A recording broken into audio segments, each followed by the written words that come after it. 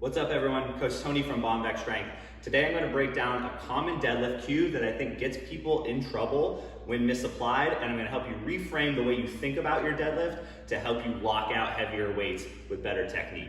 So, very common for coaches to cue hips through on the deadlift, and I think their heart's in the right place because with any sort of deadlift, the last part is getting those hips to move forward and to get your shoulders behind the bar. So hips through is the right idea. However, with really heavy deadlifts, a lot of times lifters don't lock their knees soon enough and they try to get their hips through too early when the knees are still bent, and that's what's called a hitch. And in competitive powerlifting, you're not allowed to hitch your deadlifts. That's a no lift.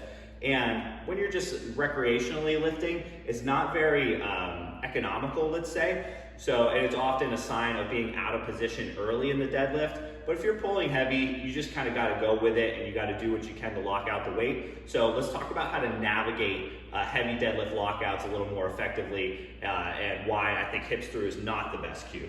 So in a perfect world, all deadlifts, hips and knees would lock at the same time. So you'd have great positioning off the floor, the bar would come up and the hips and knees would lock at the same time. No problem, right? Hips through is an okay idea there because we don't want to lock out our deadlifts like this.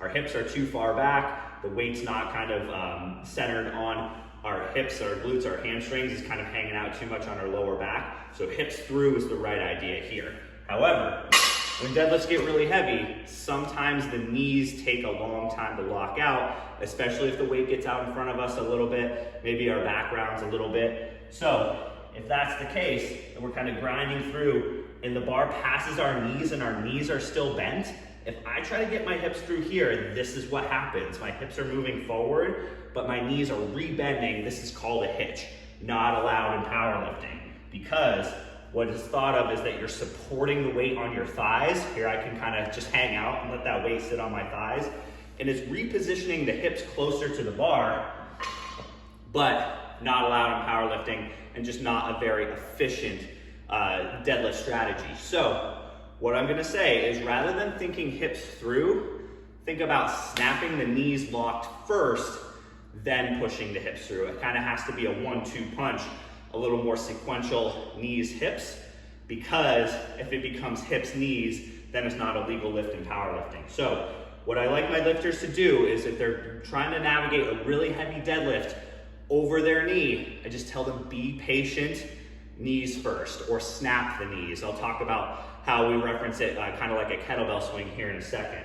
So let's say I'm pulling a really heavy deadlift and it's just grinding. I'm getting it to my knee. Here I just want to think about snap the knees, which is going to get the bar closer to my hips, and then I should have the hips and back strength to be able to lock that weight out. So not hips and knees, but rather knees, hips.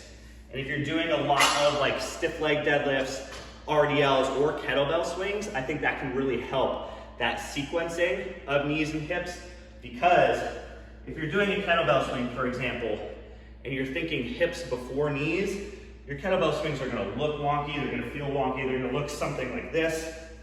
You know, you wouldn't do a kettlebell swing without locking your knees, but if you think about snapping your knees locked, the hips are just gonna follow naturally, right? So if I think, snap the knees, my hips aren't gonna stay back like this. Intuitively, that just feels wrong. If I focus on the knee snap, my hips will come along for the ride.